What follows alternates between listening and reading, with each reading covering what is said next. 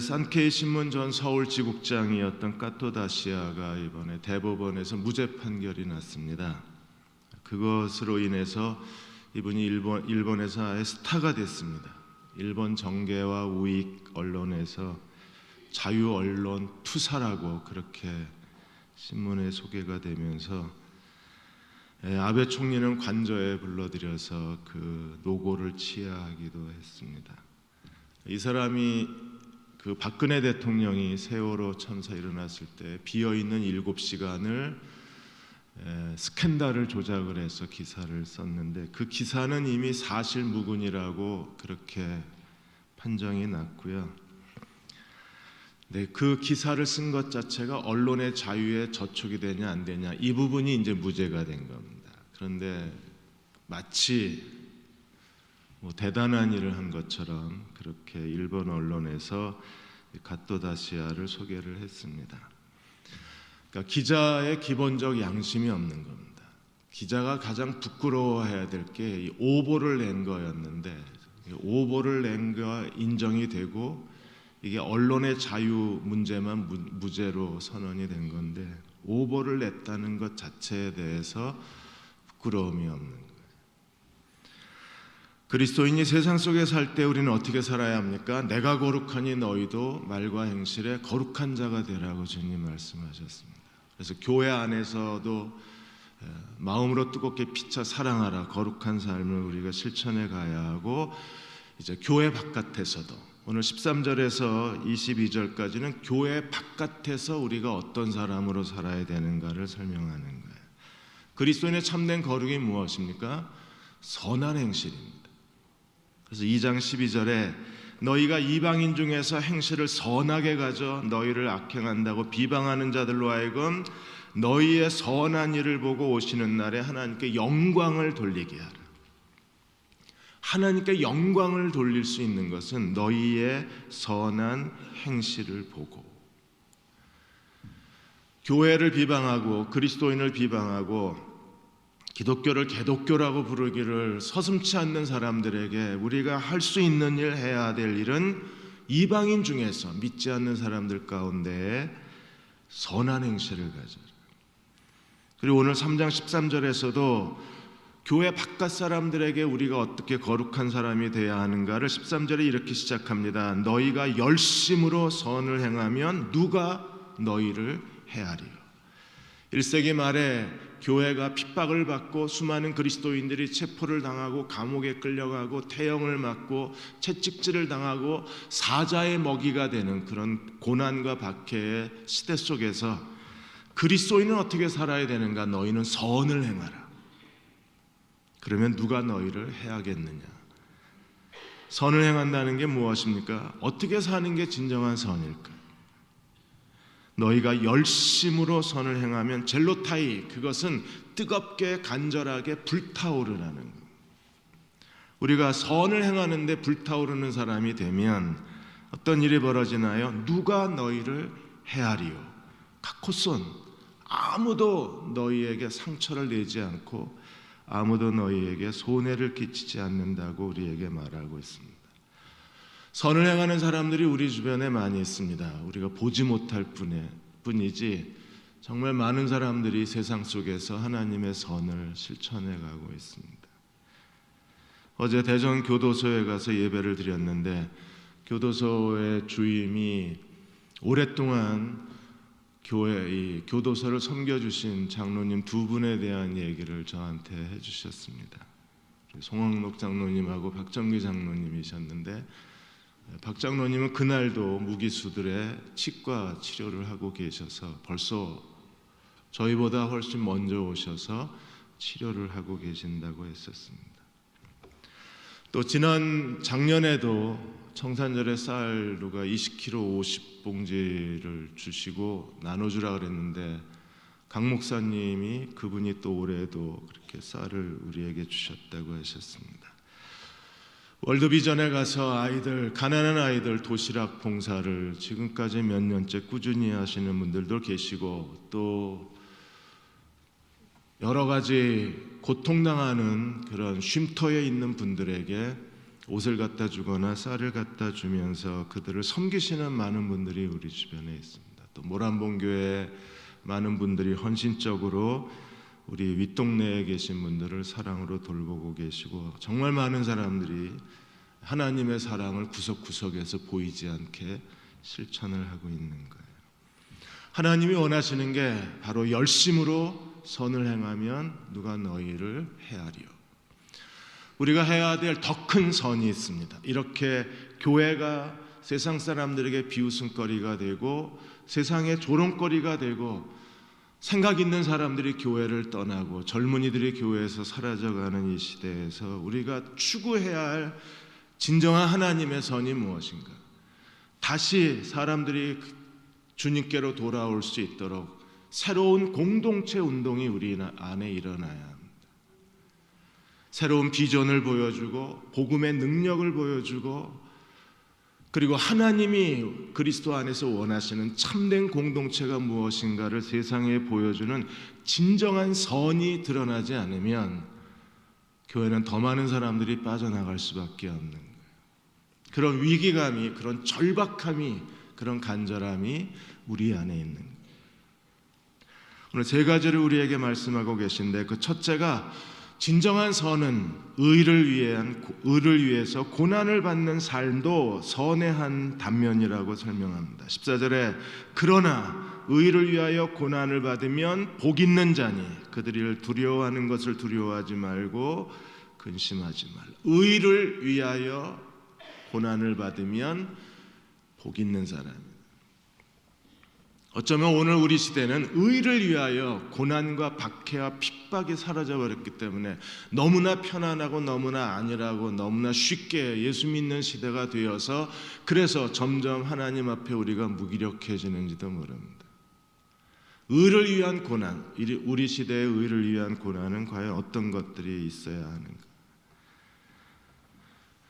의를 위해서 고난받는 것을 두려워하는 이유가 어디 있어요? 그들이 두려워하는 것을 두려워하고 근심하는 것 때문에 우리가 자기 자신을 던져서 의를 위하여 고난받기가 싫은 거예요. 최근에 한 선교단체 창립을 하면서 거기에 30대 40대 선교사들, 선교단체에서 일하는 사람들, 그 사람들은 정말 비전이 있고 새로운 아이디어가 있고 뭔가 선교의 패러다임을 바꾸고 한국 젊은이들의 제자화 시킬 수 있는 그런 하나님이 주신 거룩한 비전이 있는 사람들이 있습니다. 그들이 함께 하나가 될 수만 있다면 하나님이 뭔가 폭발적인 복음의 능력을 이 시대에 다시 보여주고, 그야말로 우리 시대의 새로운 신사도행전을 쓸 수 있는 그런 뛰어난 사람들입니다. 그런데 그들은 자기를 내던지지를 못하는 거예요. 의를 위하여 고난받는 게 두려운 겁니다. 왜냐하면 처자식이 있고 먹여 살려야 되고, 당장 생계 문제가 해결되지 않으면 자기 자신을 의를 위하여 고난받는 자리에 갈 수가 없는 거잖아요. 우리가 하나님의 뜻을 알고 하나님이 우리에게 뭘 원하시는가를 알면서도 그냥 적당히 타협하고 지나갈 수가 없는 때가 있는 거예요. 기꺼이 고난을 받고 자기 자신을 하나님께 드리는 사람이 있어야 하나님이 이 땅에서 하나님의 의를 이루어갈 수 있는 거잖아요. 우리는 이런 의를 위하여 고난을 받는 동안에 한쪽에서는 두려워하고 근심을 합니다. 이건 부정적인 태도입니다. 그럼 어떤 태도를 가져야 되나요? 3장 15절에 너희 마음에 그리스도를 주로 삼아 거룩하게 하고, 모든 염려는 다 맡기는 겁니다. 하나님께 맡기고 주인이신 그리스도에게 다 맡기고, 그리고 우리가 또 해야 될 중요한 일이 뭐예요? 너희 속에 있는 소망에 관한 이유를 묻는 자들에게 대답할 것을 항상 준비하되 온유와 두려움으로 하라. 우리의 소망, 우리의 비전, 우리가 지금 무엇을 위해서 살고 있는가, 이거에 대해서 명확하게 대답을 준비하고 있으라는 거예요. 이번에 KBS 다큐에서 긍정심리학자 최고의 행복학 명강사로 알려지신 탈 벤 샤하르 강의가 있었습니다. 이분이 전 세계 3대 명강사 중에 한 분이십니다. 행복학, 해피니스, 행복의 기술에 대해서 강의를 하셨다고 했습니다. 잠깐 어떤 내용을 강의했는가 2배, 4배속으로 쫙 잠깐 봤었는데 명쾌하게 하시는 거예요. 그야말로 행복이 뭐냐라는 질문에 이분은 대답할 것이 준비되어 있는 최고의 강사였었어요. 행복하려면 뭐가 필요한가? 제일 먼저 사회적 관계. 페이스북에 1000명의 친구가 있어야 소용이 없다는 겁니다. 얼굴과 얼굴을 마주대고 진지하게 말할 수 있는 한 사람의 가까운 사람이 있어야 행복해질 수 있다는 거예요. 페이스북에 1000명의 친구, 얼굴을 마주하는 한 명의 친구, 거기에 행복이 있다. 이보다 쉽고 명확하게 설명해 줄 수가 없는 거잖아요. 그래서 사람들에게 친절해라. 사람들에게 친절해야 사람들이 가까워지고 사람들이 가까워져야 네가 행복해진다는 거예요. 또 하나가 포커싱입니다. 집중하라고. 베토벤 음악을 들으면서 쇼팽의 피아노를 동시에 들을 수 없다. 얼마나 쉬워요. 그래서 뭔가 하나에 집중하는 거. 어려움을 당해도 집중하고, 무슨 일을 해도 집중하고, 사람들과 대화를 하도 집중하고, 예배를 드릴 때 집중할 수 있고, 그 집중력이 뛰어난 사람이 자신의 모든 일에 행복의 의미를 찾는다는 거예요. 굉장히 쉽지 않나요?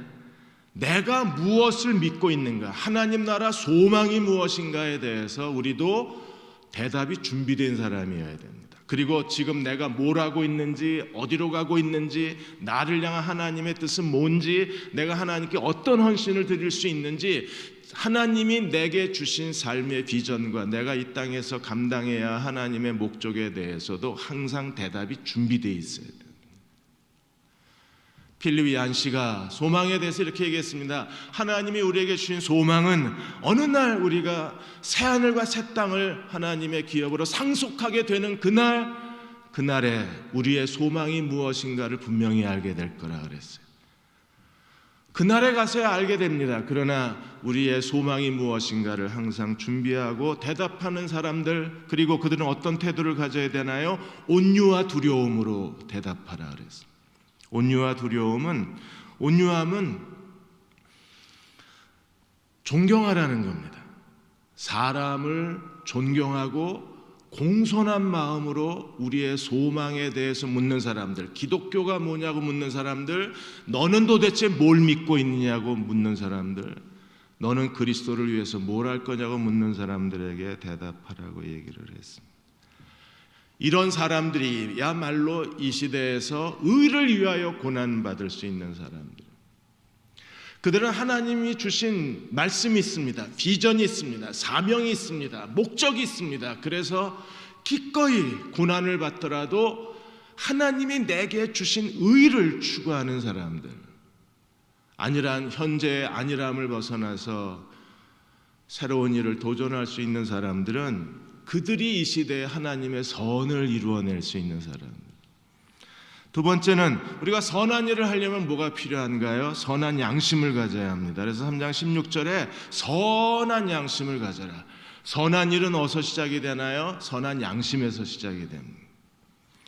그래서 베드로는 우리에게 선한 양심을 가져라. 이는 그리스도 안에 있는 너희의 선행을 욕하는 자들로 하여금 비방하는 일이 부끄럽게 합니다. 비방하는 일이 없어질 수는 없습니다. 세상 사람들은 끊임없이 그리스도인에 대해서 비방을 할 겁니다. 그런데 그 비방하는 일 자체를 부끄럽게 만들 수 있는 것이 우리의 선행이라는 거예요. 그리고 선행은 어디서 나와요? 선한 양심에서 나와요. 고난당하는 많은 사람들이 세상 사람들에게 모욕을 당하고 학대를 당하고 비난을 당하고 정죄를 당합니다. 그런데 그것을 뒤집어 놓을 수 있는 것은 그들의 선행이라는 거예요. 그리고 선행은 선한 양심에서 나옵니다. 복 있는 사람 오늘 간신히 인쇄소에 넘겼습니다. 그런데 절반밖에 못했습니다. 이게 시예요. 욥기가 산문이 아니라 시예요. 다 시적으로 표현을 해놨어요. 이걸 쉽게 설명을 해야 되니까 보통 한 장 쓰는데 1시간 정도 평균 걸리는데 이 욥기는 2시간, 2시간 반 걸립니다. 난해한 식기가 있으면 막 3시간도 걸려서 절반밖에 못했습니다. 하나님께서 우리에게 주시고자 하시는 그런 일들 속에서 욥기에서 욥이 재산을 다 뺏기고 자식이 죽고 자기 육체에 그 문둥병이, 악성 문둥병이 나서 온몸을 기왓장으로 긁는 것보다 더 고통스러운 게 뭐냐 하면 세 친구들의 조언입니다. 친구들이 기본적 신앙을 가지고 욥을 정죄하는 거예요.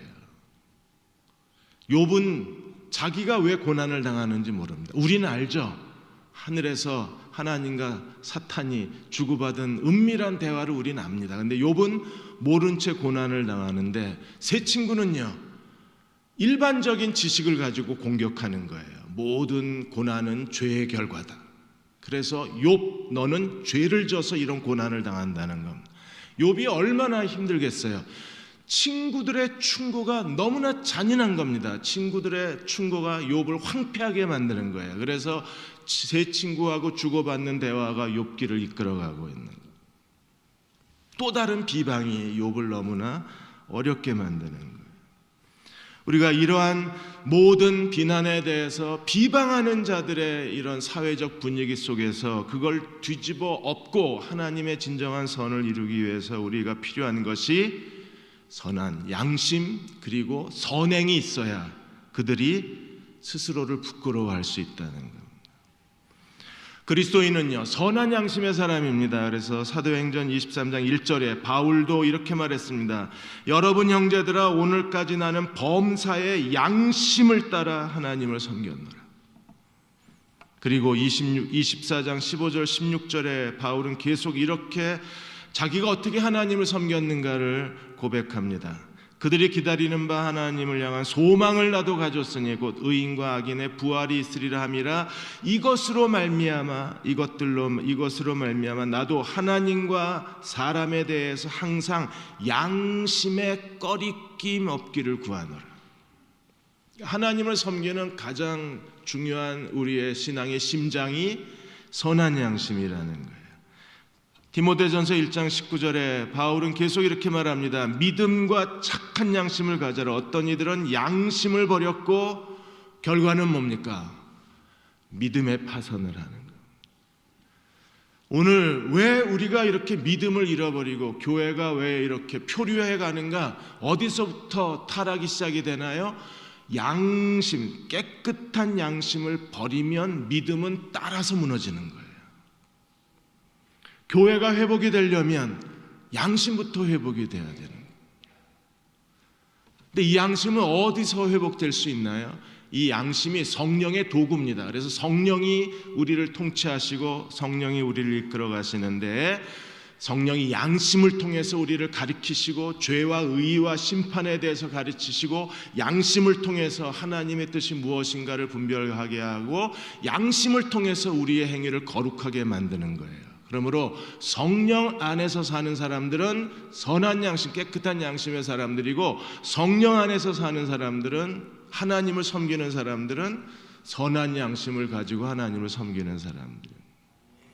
우리도 하나님 앞에 선한 양심을 달라고 기도해야 합니다. 그래야 그 선한 양심에서부터 거룩한 삶이 가능하고 선한 양심에서부터 죄에서 떠난 삶이 가능하고 선한 양심으로부터 시작해서 우리에게 하나님이 주시는 사명이 무엇인가, 하나님이 우리에게 무엇을 원하시는가, 하나님의 뜻을 분별해낼 수 있는 거예요. 양심이 더 예민하고 양심이 더 깨끗하고 양심이 더 강할수록 우리는 성령의 뜻을 분별해낼 수 있고 하나님께 쓰임받을 수 있는 거예요.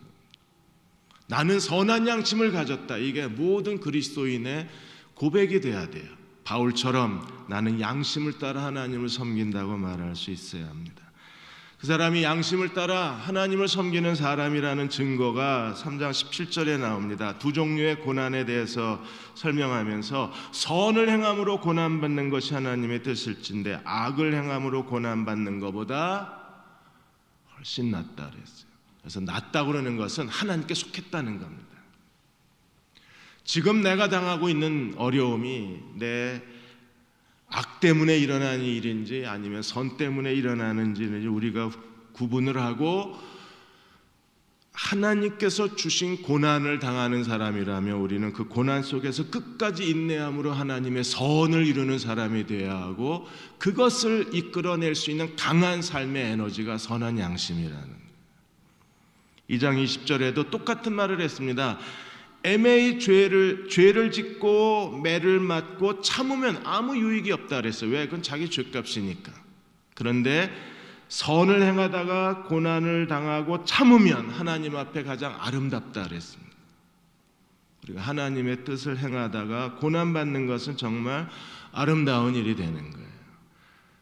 여러분, 이번에 프랑크푸르트에서 5명의 가족하고 사람들이 귀신을 내어 쫓는다고 40대 여자를 그 호텔 침대에 사람을 묶어놓고 사람을 구타하다가 사람이 죽었습니다. 근데 이분들이 그 40대 여자만 그런 게 아니라 호텔 묵기 전에 어느 한 변두리 주택에서 묵었는데 그 주택 차고에서 거의 온몸에 구타를 당해서 온몸에 피멍이 든 여자 하나가 또 발견이 됐어요. 두 번째 피해자인 겁니다. 왜 남의 나라까지 가서 그래요? 이런 일로 인해서 이 사람들이 구속을 당했습니다. 독일 경찰에 구속을 당했어요. 만일에 이 사람들이 독일의 감옥에서 하나님이 왜 나에게 이런 시련을 주시냐 이러면 이건 정말 잘못된 겁니다. 이게 의를 위한 고난은 아니잖아요. 동의 안 하시는군요. 저는 이건 의를 위한 고난은 아니다. 만일에 우리가 의를 위하여 고난을 받는 사람이라면 우리는 그 고난 속에서 하나님을 찬양할 수 있어요. 바울이 빌립보 감옥에서 그랬잖아요. 채찍에 40여 가난 채찍을 맞고 온몸이 피투성이가 된 채 그 지하 감옥에 엎드린 채 바울과 실라는 하나님을 찬양하고 기도할 수 있었어요. 그것 때문에 기적이 일어나고 하나님께서 빌립보 간수들을 구원하시는 일을 해내실 수 있었습니다. 유럽에 1618년서부터 30년 유럽 전쟁이 일어났었습니다. 이 30년 전쟁으로 인해서 많은 사람들이 죽고 가정이 다 파괴를 당하고 재산을 잃어버리고 그리고 고통 가운데 살아가는 사람들이 많이 있었습니다. 그런데 이 30년 유럽 전쟁 그 참혹한 비참한 시기에 어떤 일이 일어났는가? 음악가 환켄나우어 박사가 그 당시에 찬송가가 많이 유행을 했었는데 그 당시에 새로 만들어지고 사람들이 부른 찬송가가 얼마나 되는가를 조사했는데 30년 동안에 32,712곡이 만들어졌어요. 유럽 역사상 이렇게 많은 찬송가가 만들어진 역사가 없습니다. 몇 년 뒤에 다른 음악가 웨체릴 박사가 다시 찬송가를 다 수집을 했는데 무려 55,500곡이 남았었어요. 가장 고통스러운 시기에 하나님을 찬양한 겁니다. 가장 어렵고 힘든 굶어 죽는 그 전쟁 한복판에서 그들은 온 마음을 다해서 하나님을 찬양했던 거예요. 선한 양심, 의를 위한 고난, 그들은 하나님 앞에 서 있는 사람들입니다. 마지막으로 그러면 이 선한 양심은 어디서 오나요? 이 선한 양심이 어디서 오는가를 3장 18절에서 22절에 설명하고 있습니다. 18절에 그리스도의 죽음에 대해서 설명을 하는데 그리스도께서 단번에 죄를 위하여 죽으사 의인으로서 불의한 자를 대신하셨으니 대신하여 죽으신 대속죄물이 되신 것을 믿으십니까? 내가 죽어야 할 그 자리를 주님이 대신 죽으신 거예요. 의로운 자가 불의한 나를 대신하여 십자가에 죽으셨어요. 무엇을 위해서요? 이는 우리를 하나님 앞으로 인도하려 하십니다. 하나님 앞으로 나를 데려가시기 위해서, 하나님께로 나아가는 새롭고 산 길을 열어주시기 위해서 예수님은 십자가에 죽으시고 지성소의 휘장을 갈라놓으시고 그리고 우리로 하여금 하나님께로 나아가는 구원의 길을 열어놓으신 거예요. 이 그리스도의 십자가로 말미암아 하나님께로 나아가는, 하나님께 인도함을 받는 사람들은, 그들은 어떤 사람이 되나요? 예수님은 어떻게 우리를 그렇게 이끌어 가셨습니까? 육체로는 죽임을 당하시고 영으로는 살리심을 받으셨다. 그래서 육체와 영 두 개로 나누어서 예수님이 십자가의 죽으심으로 구원의 길을 열어놓으시고 부활하심으로 우리의 구원에 새 생명, 부활의 능력을 더하여 주셨는데, 이 부활의 능력으로 우리의 죽은 양심이 깨어나는 거예요. 죄에 대하여 죽고 하나님께 대하여 산 자가 되었는데, 하나님께 대하여 산 자는 어떤 사람인가? 성령께서 우리의 선한 양심을 일깨우시고 성령이 선한 양심을 가지고 우리를 하나님 앞으로 데려가시는 거예요. 그러니까 선한 양심을 가진 사람들만이 하나님 앞에서 살 수 있어요. 그들은 자기 자신에 대해서 정직한 사람들입니다. 사람들과의 관계에서 정직한 사람들입니다. 그리고 하나님의 뜻이 무엇인가를 분별하고 그 뜻에 순종해내는 사람들입니다. 그래서 19절에 보시면 육체로는 죽임을 당하시고 영으로는 살리심을 받으셨으니 이는 그가 영으로 가서 옥에 있는 영들에게 선포하시니라. 이 3장 19절이 굉장히 난해한 구절입니다.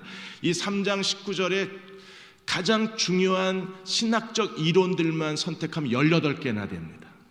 가장 성경의 난해한 구절 중에 하나가 3장 19절에 예수님이 영으로 부활하셔서 옥에 있는 영들에게 복음을 전하셨다는 거예요.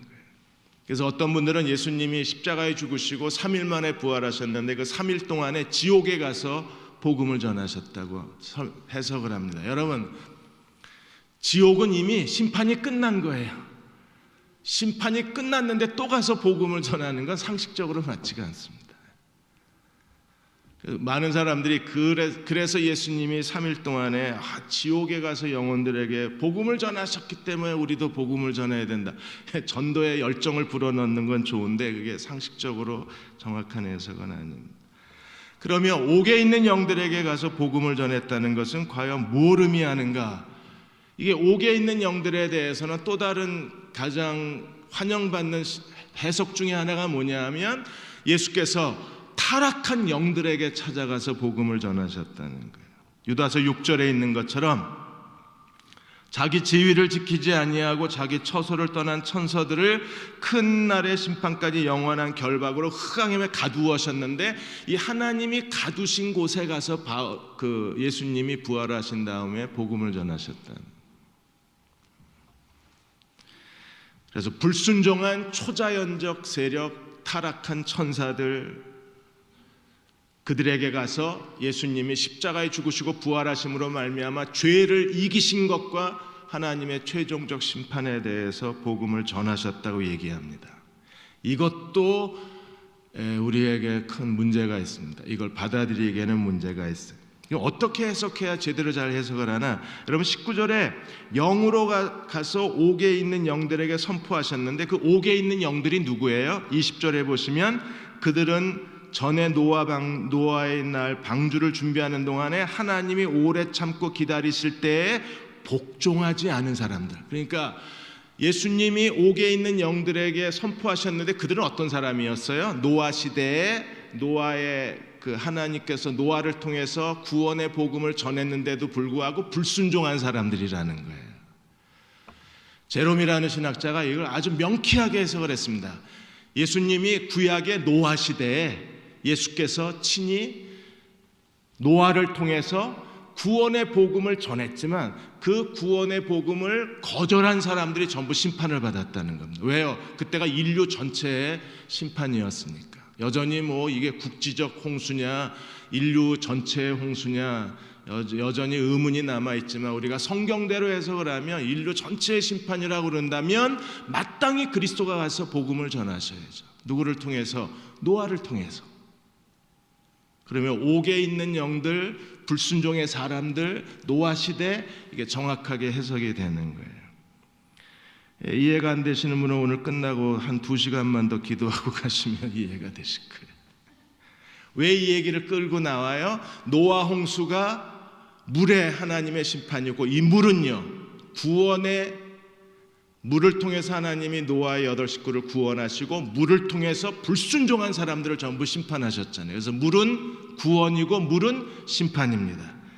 그래서 물에 대해서 뭐라고 얘기하고 있습니까? 21절에 물은 예수 그리스도께서 부활하심으로 말미암아 이제 너희를 구원하는 표니 곧 침례라.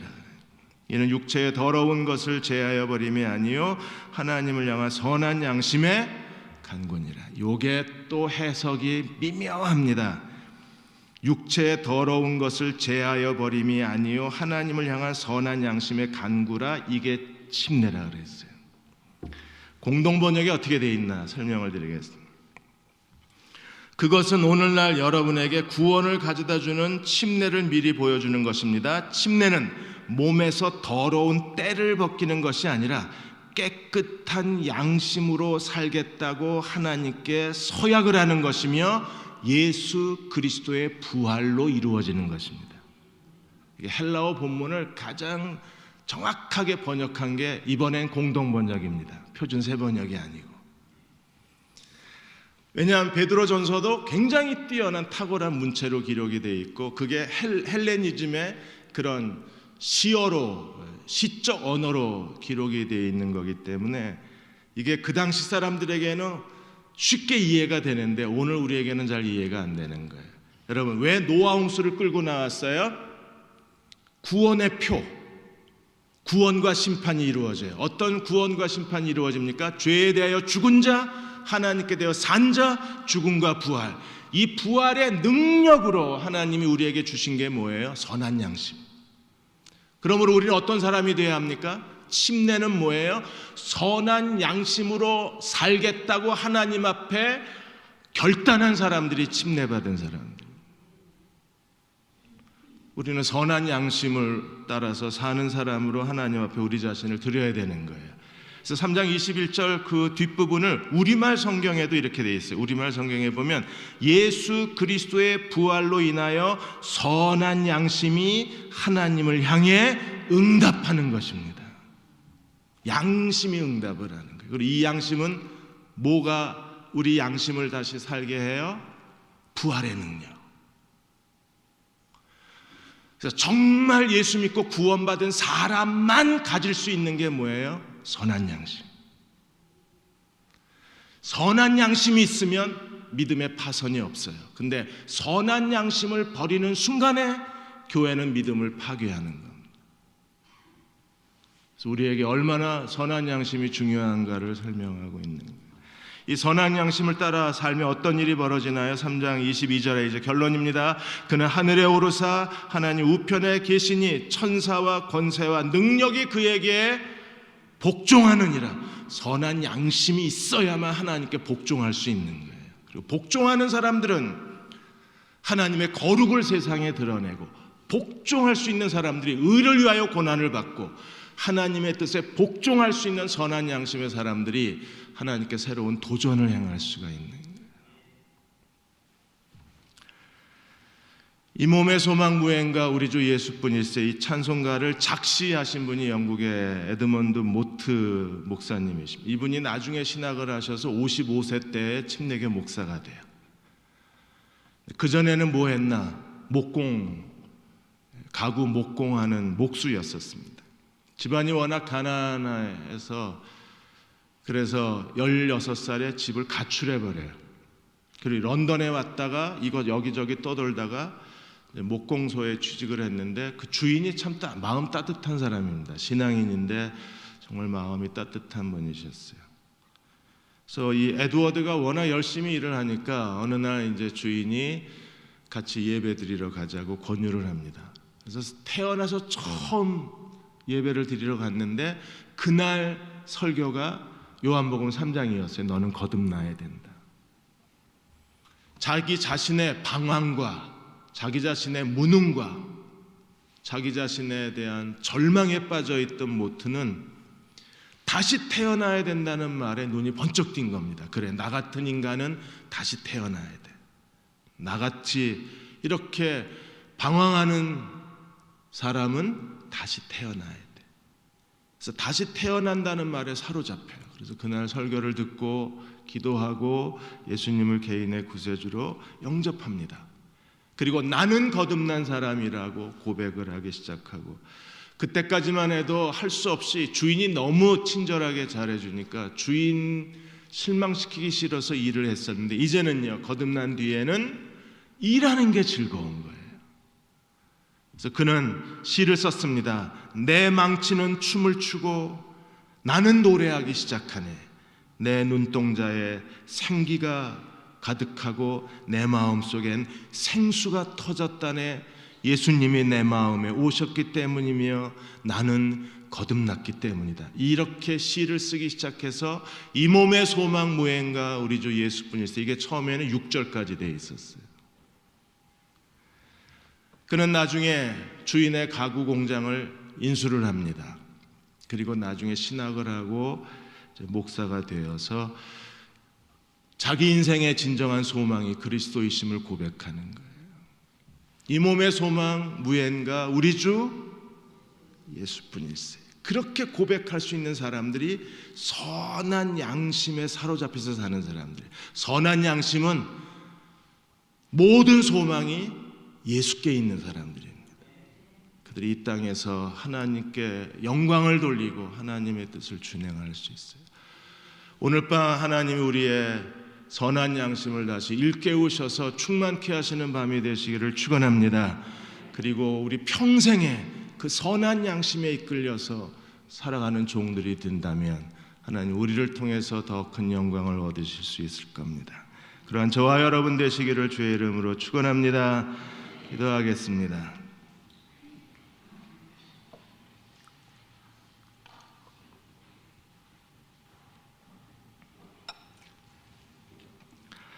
아버지 하나님, 선한 양심을 다시 일깨워 주시는 이 밤이 되게 하여 주옵소서. 의를 위하여 고난을 기꺼이 받는 새로운 개혁자들이 이 시대에 필요합니다. 그런 젊은이들을 일으켜 세워주시고 그런 사역자들을 하나님 불릴듯 일으켜 세워주셔서 한국교회에 새로운 전환점이 이루어지게 하여 주시고 새로운 도전이 있게 하여 주시고 그리고 새로운 헌신이 있게 하여 주옵소서. 그리고 대흥교회가 그 새로운 도전에 맨 앞에 서게 해주시고 그리고 하나님 앞에 우리의 남은 생애를 통해서 젊은이들이 헌신될 수 있는 그들 앞에 넓은 헌신의 길을 준비해 줄 수 있는 대흥교회 어른들이 되게 하여 주시고 대흥교회가 되게 하여 주옵소서. 우리가 무엇을 어떻게 해야 할지 선한 양심을 통해서 말씀해 주시기 원합니다. 보게 해 주시기 원합니다. 깨닫게 해 주시기 원합니다. 사로잡히게 하여 주옵소서. 그리고 헌신하게 하여 주옵소서. 이 밤에 함께 무릎 꿇고 기도할 때 하늘을 여시고 종들의 마음을 열어주시고 하나님 응답하시는 이 밤이 되게 하여 주옵소서. 예수님의 이름으로 기도드립니다.